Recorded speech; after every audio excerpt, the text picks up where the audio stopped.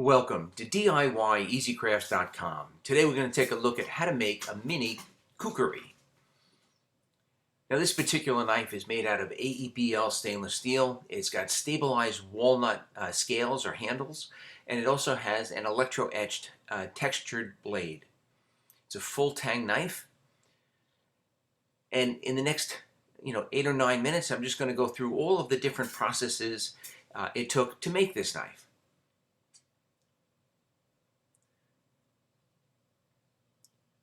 So we're going to start with a piece of Aeb-l stainless steel. I just basically traced on a piece of paper the design that my customer wanted, and then I traced that, or I outlined that on a piece of 3/16 thick Aeb-l stainless.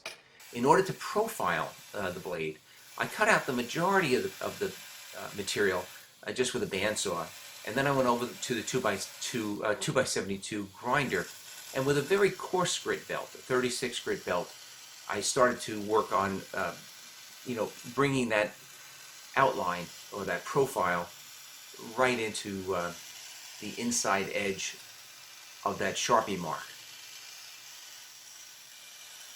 Now, profiling really doesn't take all that long. You can even do the inner curves by letting the belt hang off, one side of the flat platen. I utilized a small wheel attachment to get into some of the grooves that I just couldn't, on the flat platen.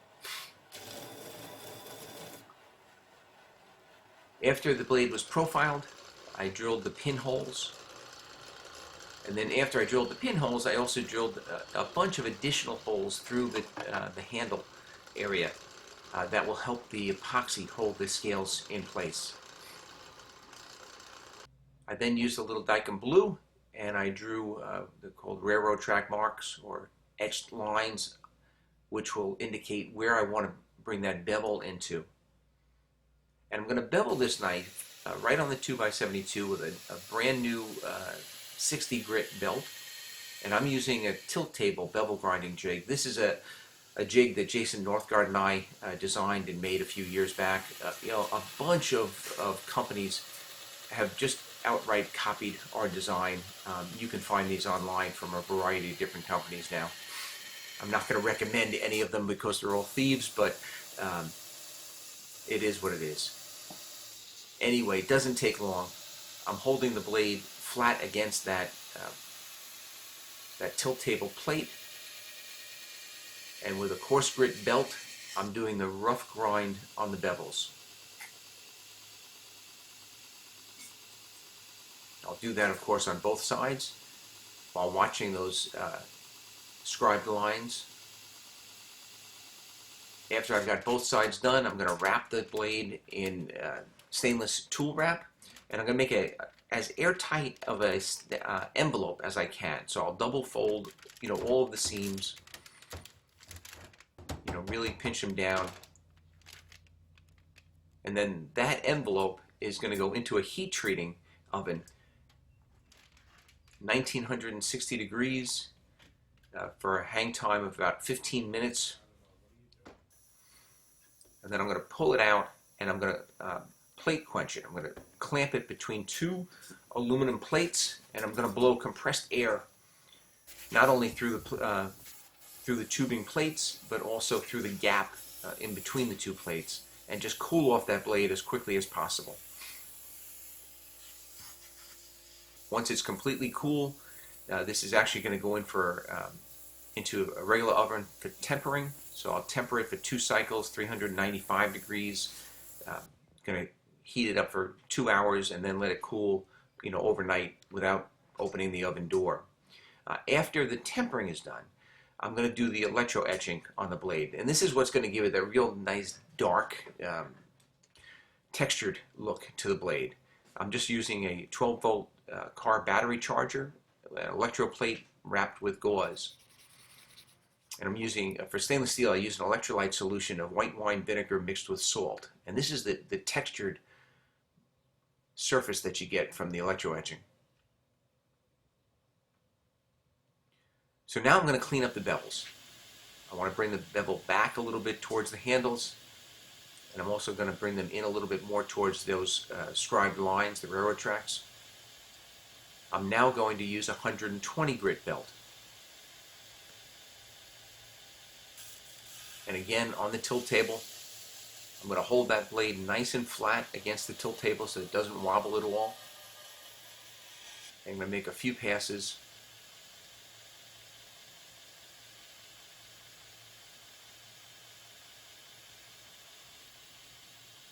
So now the blade is basically ready for handles. The pinholes are drilled, before heat treating. It's heat treated, it's tempered, it's got the blade etching.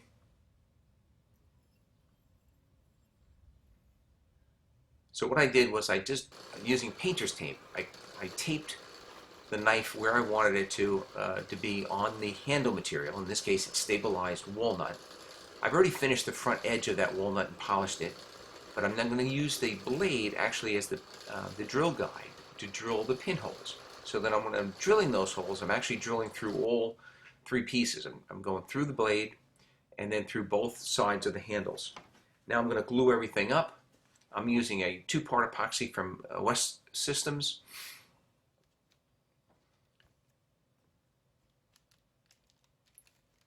And then I'll clamp this together. I'm going to clean off whatever glue or epoxy squeezed out during the clamping process with some alcohol wipes. I'll clamp that together. And after it dries overnight, then I'm going to go back to the bandsaw and I'm just going to trim off the excess material. And then basically exactly the way I profiled the blade, I'm going to go back to the 2x72 on a 90-degree table. Coarse grit belt. I believe this was a 36 grit also. And I'm going to profile those handles. Back to the small wheel attachment to get into those tight grooves. So this is an 80 grit, then I went to 120. And I actually do a lot of the shaping of the handles, right on the 2x72, right on the flat platen. You just have to be real careful. You don't want that belt to touch the blade at all. At this point, you could really ruin a knife very quickly, so just be careful. I sanded the handles down to about 120 on the belt sander, and then with an oscillating sander, I went 200 and 400, and eventually I went to 1,000, and I hand sanded in between each. And spending the time doing the hand sanding and getting off all of those deep, cut marks from the coarser grit sanding disc really makes the polishing, much faster. And I just polished this on a buffing wheel with a little bit of compound.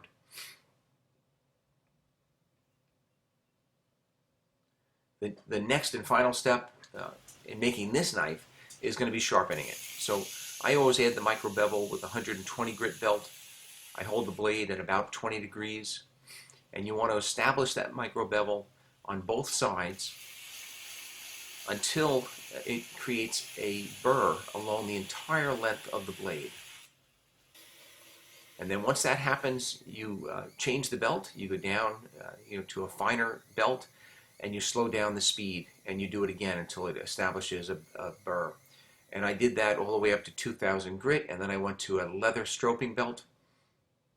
Leather stroping belt, I'm really just using that 2x72 grinder to hold the belt in place. The end result is a razor sharp knife. You can actually shave with it. And that's the finished product.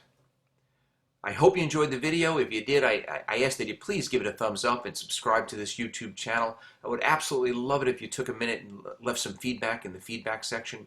I'd like to give you an invite to check me out on the web at www.bergknifemaking.com and our Facebook group, Knives and Knife Making. Thank you very much for watching.